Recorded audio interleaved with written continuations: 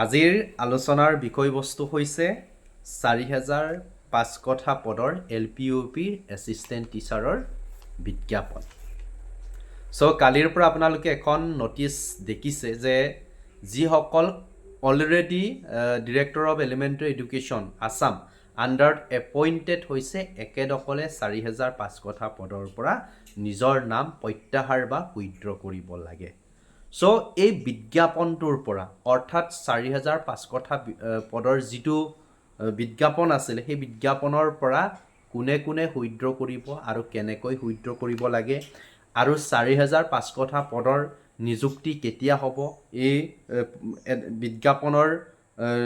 বিজ্ঞাপনৰ কামবিলাক বা ভেৰিফিকেশ্যনৰ কামবিলাক কেতিয়া সমাপ্ত হ'ব আৰু কেতিয়া নিযুক্তি দিব সেইখিনিকো আলোচনা কৰিম।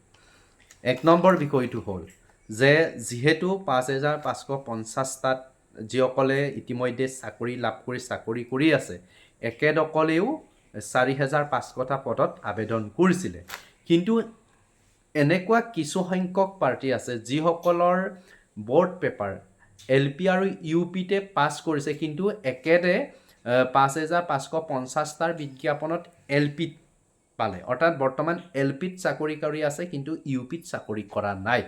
একেতে হয়তো আশা কৰি আছে যে 4,500 পদত মই UPত পোৱাৰ চান্স আছে আৰু তেনে কেণ্ডিডেটসকলে ভাবি আছে মই কিয় উইথড্ৰ কৰিম। য়েছ, ঠিকে আছে, মই কিয় উইথড্ৰ কৰিম। তাৰ মেইন কাৰণটো কিন্তু সেই কেণ্ডিডেটজনৰ দোষ নাই, আমাৰ দোষ আছে ডিৰেক্টৰ অফ এলিমেণ্টাৰী এডুকেশ্যন বা ডিপাৰ্টমেণ্টৰ দোষ আছে। কথাটো কিয় চাওক যে অলৰেডি LPত চাকৰি কৰা মানুহজন 4,500 পদত যদি একেতৰ UPৰ কাটঅফটো কভাৰ কৰে একেতে চাকৰি পোৱাৰ সুযোগ আছে বা চাকৰি পাব পাৰে। কিন্তু তেনে কেণ্ডিডেটসকলে যিসকলে মানে অলৰেডি LPত চাকৰি কৰি আছে কিন্তু UPত পোৱাৰ আশা ৰাখিছে, একেদকলে উইথড্ৰ যেতিয়া কৰিব যায়, যেতিয়া ৱেবছাইটত ভিজিট কৰে তাতে দেখায় যে এটা যদি উইথড্ৰ কৰিব বিচাৰে LPত যদি উইথড্ৰ কৰিব বিচাৰে তেতিয়াহ'লে গোটেইখিনিয়ে এটা লাইনত আহি যায়। প্লিজ চিলেক্ট বুলি কৈ একেবাৰে মাজত দিছে। মই ইয়াতে এটা দেখুৱাইছোঁ। প্লিজ চিলেক্ট বুলি কোৱাৰ পিছত মাজতে দেখাই দিছে একটা ক্লিক কৰিলে LP উৰি যায়, UP উৰি যায়। কোনটো উইথড্ৰ কৰিব? এতিয়াতো একেদকলে LP উইথড্ৰ কৰিব গৈতো UPটো উইথড্ৰ কৰিব নোৱাৰে, এইটোতো পচিবল নহয়। একেদকলেও ৰাইট আছে যে উইথড্ৰ কৰোঁ নকৰোঁ। একেদকলে উইথড্ৰ কৰে নাই, কিন্তু কিছু সংখ্যক পাৰ্টীয়ে প্ৰায় উইথড্ৰ কৰিলে। গ্ৰুপত মই দেখিছোঁ একেদকলে এৱাৰনেছ নথকাৰ কাৰণে ক্লিক কৰিলে ডাইৰেক্ট কি কৰিলে উইথড্ৰ দিয়াৰ কাৰণে একেদকলৰ দুইটাই উইথড্ৰ হৈ গৈছে। কিন্তু যিসকলে UPত কৰিছে একেদকলে উইথড্ৰ কৰিব পাৰে বা UPত নকৰোঁ অকল LPতে কৰিম তেনেধৰণে ভাবি আছে উইথড্ৰ কৰিব পাৰে। তেনে কেণ্ডিডেট অকল কেনেকৈ এতিয়া উইথড্ৰ কৰিব? মই ক'ম যে যিহেতু 12 দিন সময়, আকৌ কৈছোঁ 12 দিন সময়, এইখিনি কাম অকণমানি কামটো কৰিবৰ কাৰণে 12 দিন সময় দিছে। ইমানখিনি স্পীড লৰা কি কয় মানে ইমান জল্দি কৰাৰ কোনো প্ৰয়োজন নাই। ইমানখিনি যে জল্দি কামখিনি কৰিব লাগে এইটো প্ৰয়োজন নাই, যোৱাকালি দিছেহে। এইখিনি টেনশ্যন ল'ব নালাগে, লাহে লাহে কৰক। আজি কিমান 25 ডিচেম্বৰ। 25 ডিচেম্বৰ মই এতিয়া কিমান টাইমত ভিডিঅ'টো বনাই আছোঁ, তোমাৰ 2 বজাত। আপোনালোকে অপছ ৰাখক আজি আবেলিকে, অৰ্থাৎ 3 বজাৰ পাছত আপোনালোকৰ হিডিড অপশ্যন আহিব, LP উইথড্ৰ কৰিব নে UP উইথড্ৰ কৰিব এইখিনি আহি যাব। কিন্তু এটা কথা মনত ৰাখিব, LP যিহেতু গোটেইখিনি প্ৰচেছ উইথড্ৰ সম্পৰ্কত জড়িত, আপোনালোকে উইথড্ৰ কৰিব যাওঁতে LP আৰু UP উইথড্ৰ কৰিব যাওঁতে যদি LP উইথড্ৰ কৰে তেতিয়া LP অপশ্যনত ক্লিক কৰিব, নহ'লে আপোনাৰ UPত ক্লিক কৰিলে উইথড্ৰ হৈ যাব। সদায় উইথড্ৰ কৰিব যিহেতু কৈছে LPটোত কৰি দিব। অ'কে, আৰু যিসকলে UPত কৰিম বুলি ভাবিছে আপোনালোকে UPত উইথড্ৰ কৰিব নালাগে। আৰু যিসকলে UPটো LP অলৰেডি কৰি আছে UP নকৰোঁ বুলি ভাবিছে দেন দুইটাতে উইথড্ৰ কৰক। আৰু উইথড্ৰ কৰাটো মেণ্ডেটৰী হয়। আপোনালোকে জানে যে যেতিয়া 5,550টাৰ ফাৰ্ষ্ট প্ৰভিজনেল মেৰিট লিষ্ট আহিছিলে তেতিয়া এজন প্ৰাৰ্থীয়ে কিন্তু LP আৰু UPটো কি আহিছিলে একেটাৰ নাম আহিছিলে কাট অফ কভাৰ কৰা প্ৰাৰ্থীসকল।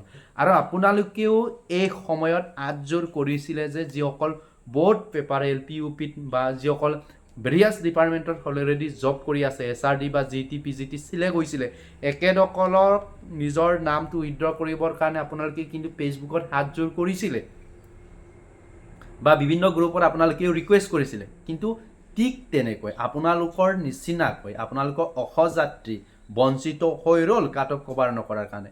আৰু একে যাত্ৰাত বা একে বাছত যোৱা যাত্ৰীয়ে আজি আপোনাক আদজোৰ কৰিছে যে আপুনি যদি চাকৰি পাইছে আপোনাৰ নামটো 4,500 পদৰ পৰা প্ৰত্যাহাৰ বা উইথড্ৰ কৰিব লাগে। কাৰণ যদি সেই অকণমানি যদি কামটো আপুনি কৰি দিয়ে তেতিয়াহ'লে কোনোবা এজন বঞ্চিত তোমাৰ মানুহ বা বয়স যাওঁ অৱস্থাত থকা কোনোবা এজন পাৰ্টিয়ে চাকৰি লাভ কৰিব পাৰে। চ' সেইখিনি আপোনালোকে কৰিব। এতিয়া 12 দিনৰ সময়ৰ কথাটো ক'ম যে এই প্ৰচেছটো আমি আগতেও দেখিছোঁ যে 5,550টা 12 চনৰ পৰা আমি দেখি আহিছোঁ সেই প্ৰচেছটো যে ডাবল যদি কোনোবাই পাইছে বহুত LP and UPত চিলেক্টেড হৈছে তেতিয়াহ'লে একেতক দুটা সময় দিয়ে, দুদিন সময় দিয়ে যে উইথড্ৰ কৰিবৰ কাৰণে। মই কিন্তু এবাৰ আচৰিত পাইছোঁ যে অনলি 5,550টাৰ বিজ্ঞাপন আছিলে আৰু তাতে 5,550টাৰ কি পথ আছিলে যদিও কিন্তু 4,000 কিমানটাতেহে ইয়াতে কি কৰিছিলে চাকৰি পাইছিলে বা GT PGTত গ'ল 9,000 মান গ'ল, 9,000 যোৱা নাই 7,000 মান গ'ল, 7 প্লাছ সিফালে 4 11,000 মানুহৰ নিজৰ নাম প্ৰত্যাহাৰ কৰিবৰ কাৰণে বা উইথড্ৰ কৰিবৰ কাৰণে 12 দিন যে সময় দিছে এইটোক মই ড্ৰামা বুলি ক'লোঁ, এইটোক নাটক বুলি মই ক'লোঁ। কাৰণ এইখিনি কৰিবৰ কাৰণে 12 দিন সময় নালাগে, আমি আগতেও দেখিছোঁ এইখিনি কৰাত, কিন্তু 12 দিন সময় দি পেলাই সেই গোটেইখিনি জানুৱাৰীলৈকে বা ফেব্ৰুৱাৰীলৈকে গোটেইখিনি লৈ যাব বিচাৰি আছে। মানে টাইমটো কেনেকৈ কভাৰ কৰিব পাৰে এনেকুৱা হৈছে।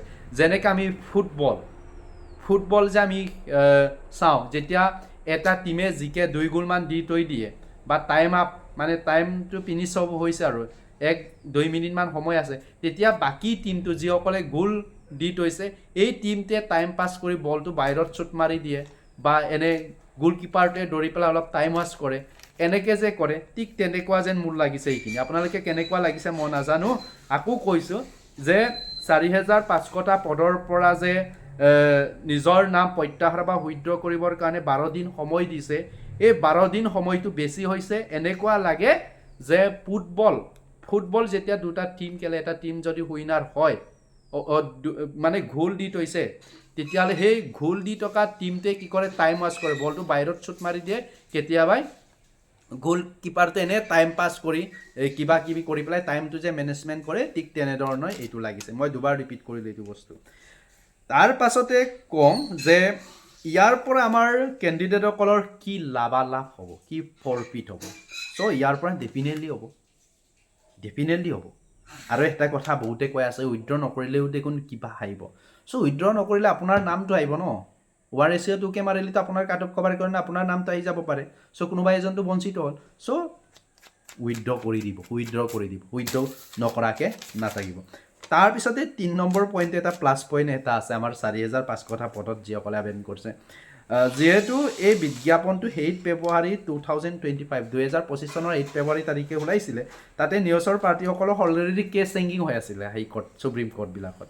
চ' তাতে কি কৰিছিলে, বহুত ভাবিলে যে যিহেতু আমাক 5,550টাতে কি নিদিম বুলি কৈছে বা এইটো কেছ হিয়াৰিং চলি আছে, চ' আমি এপ্লাই নকৰোঁ বুলি বহুতে এপ্লাই নকৰিলে। তেনেকুৱা মই ৰাতিপুৱাই মই পাৰ্টি এজন পালোঁ যে কৈছে ছাৰ মই এনেকৈ এপ্লাই নকৰিলেও নাপাম বুলি, কিন্তু ফাইনেলি একেবাৰে 5,550টাত পাই গ'ল।